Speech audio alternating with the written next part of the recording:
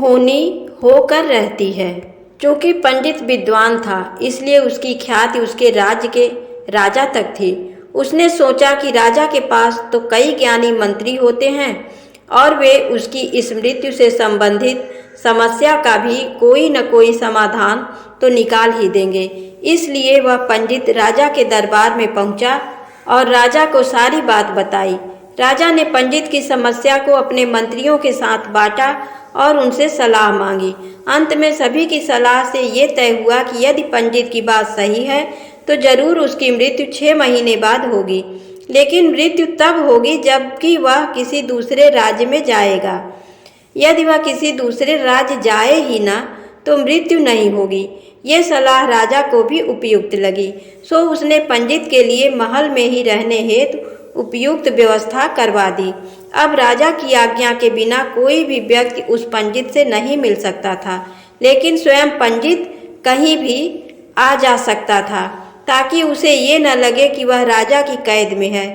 हालांकि वह स्वयं ही डर के मारे कहीं आता जाता नहीं था। धीरे धीरे पंडित की मृत्यु का समय नजदीक आने लगा और आखिर वह दिन भी आ गया जब पंडित की मृत्यु होनी थी। सो जिस दिन पंडित की मृत्यु होनी थी उससे पिछली रात पंडित डर के मारे जल्दी ही सो गया ताकि जल्दी से जल्दी वह रात और अगला दिन बीत जाए और उसकी मृत्यु टल जाए। लेकिन स्वयं पंडित को नींद में चलने की बीमारी थी और इस बीमारी के बारे में वह स्वयं भी नहीं जानता था। इसलिए राजा या किसी और से इस बीमारी का जिक्र करने अथवा किसी चिकित्सक से इस बीमारी का इलाज करवाने का तो प्रश्न ही नहीं था। चूँकि पंडित अपनी मृत्यु को लेकर बहुत चिंतित था और नींद में चलने की बीमारी का दौरा अक्सर तभी पड़ता है जब ठीक से नींद नहीं आ रही होती। सो उसी रात पंडित को रात को नींद में चलने का दौरा पड़ा। वह उठा और राजा के महल से निकलकर अस्तबल में आ गया। चूँकि वह राजा का खास मेहमान था, इसलिए किसी भी पहरेदार ने उसे न तो रोका और न किसी तरह की पूछताछ की। अस्तबल में पहुंचकर वह सबसे तेज दौड़ने वाले घोड़े पर सवार होकर नींद की बेहोशी में ही राज्य की सीमा से बाहर दूसरे राज्य की सीमा में चला गया। इतना ही नहीं, वह दूसरे राज्य के राजा के महल में पहुंच गया और संयोग हुआ ये कि उस महल में भी किसी पहरेदार ने उसे नहीं रोका, ना ही कोई पूछताछ की, क्योंकि सभी लोग रात के अंतिम प्रहर की गहरी नींद में थे। वह पंडित सीधे राजा के शयन कक्ष में पहुंच गया। रानी के एक ओर उस राज्य का राजा सो रहा था, दूसरी ओर स्वयं पंडित जाकर लेट गया। सुबह हुई तो राजा ने पंडित को रानी के बगल में सोया हुआ देखा। राजा बहुत क्रोधित हुआ। पंडित को गिरफ्तार कर लिया गया। पंडित को तो समझ में ही नहीं आ रहा था कि वह आखिर दूसरे राज्य में और सीधे ही राजा के शयन कक्ष में कैसे पहुंच गया, लेकिन वहां उसकी सुनने वाला कौन था। राजा ने पंडित को राज दरबार में हाजिर करने का हुक्म दिया। कुछ समय बाद राजा का दरबार लगा, जहां राजा ने पंडित को देखा और देखते ही इतना क्रोधित हुआ कि पंडित को फांसी पर चढ़ा दिए जाने का फरमान सुना दिया। फांसी की सजा सुनकर पंडित कांप गया। फिर भी हिम्मत कर उसने राजा से कहा कि महाराज, मैं नहीं जानता कि मैं इस राज्य में कैसे पहुंचा। मैं ये भी नहीं जानता कि मैं आपके शयन कक्ष में कैसे आ गया और आपके राज्य के किसी भी पहरेदार ने मुझे रोका क्यों नहीं।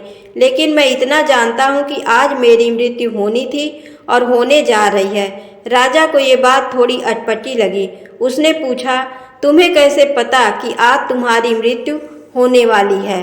कहना क्या चाहते हो तुम? राजा के सवाल के जवाब में पंडित ने पिछले 6 महीने की पूरी कहानी बता दी और कहा कि महाराज, मेरा क्या, किसी भी सामान्य व्यक्ति का इतना साहस कैसे हो सकता है कि वह राजा की उपस्थिति में राजा के ही कक्ष में रानी के बगल में सो जाए।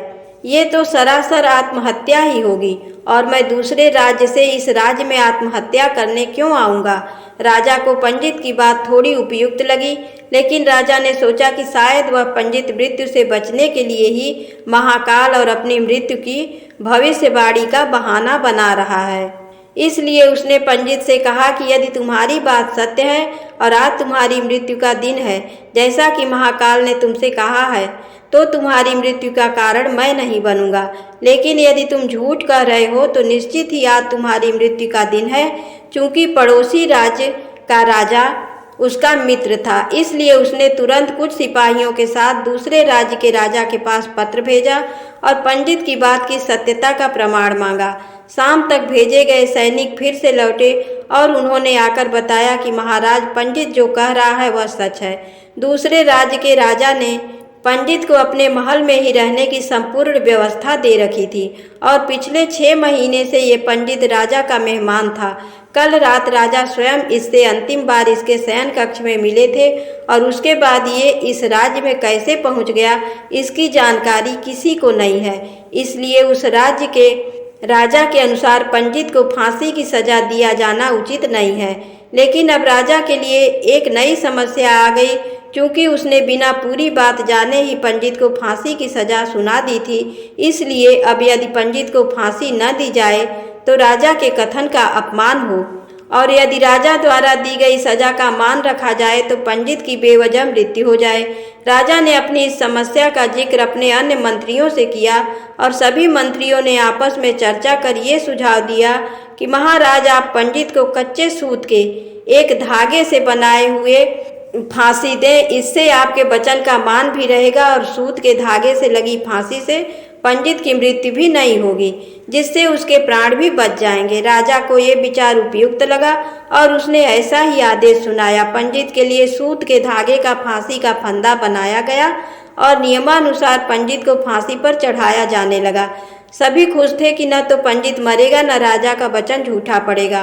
पंडित को भी विश्वास था कि सूत के धागे से तो उसकी मृत्यु नहीं होगी, इसलिए वह भी खुशी खुशी फांसी चढ़ने को तैयार था, जैसा कि महाकाल ने उसे कहा था। लेकिन जैसे ही पंडित को फांसी दी गई, सूत का धागा तो टूट गया, लेकिन टूटने से पहले उसने अपना काम कर दिया। पंडित के गले की नस कट चुकी थी उस सूत के धागे से और पंडित जमीन पर पड़ा तड़प रहा था। हर धड़कन के साथ उसके गले से खून की फुहार निकल रही थी और देखते ही देखते कुछ ही क्षणों में पंडित का शरीर पूरी तरह से शांत हो गया। सभी लोग आश्चर्यचकित हक्के बक्के से पंडित को मरते हुए देखते रहे।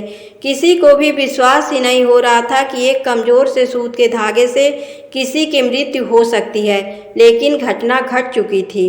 नियति ने अपना काम कर दिया था। जो होना होता है वह होकर ही रहता है। हम चाहे जितनी सावधानियां बरतें या चाहे जितने उपाय कर लें, लेकिन हर घटना और उस घटना का सारा ताना बाना पहले से निश्चित है, जिसे हम रत्ती भर भी इधर उधर नहीं कर सकते। इसीलिए ईश्वर ने हमें भविष्य जानने की क्षमता नहीं दी है, ताकि हम अपने जीवन को ज़्यादा बेहतर तरीके से जी सकें। और यही बात उस पंडित पर भी लागू होती है। यदि पंडित ने महाकाल से अपनी मृत्यु के बारे में न पूछा होता तो अगले 6 महीने तक वह राजा के महल में कैद होकर हर रोज डर डर कर जीने की बजाय ज़्यादा बेहतर जिंदगी जीता। प्रकृति ने जो भी कुछ बनाया है और उसे जैसा बनाया है, वह सब कुछ किसी न किसी कारण से वैसा है, और उसके वैसा होने पर सवाल उठाना गलत है, क्योंकि हर व्यक्ति, वस्तु या स्थिति का संबंध किसी न किसी घटना से है, जिसे घटित होना ही है।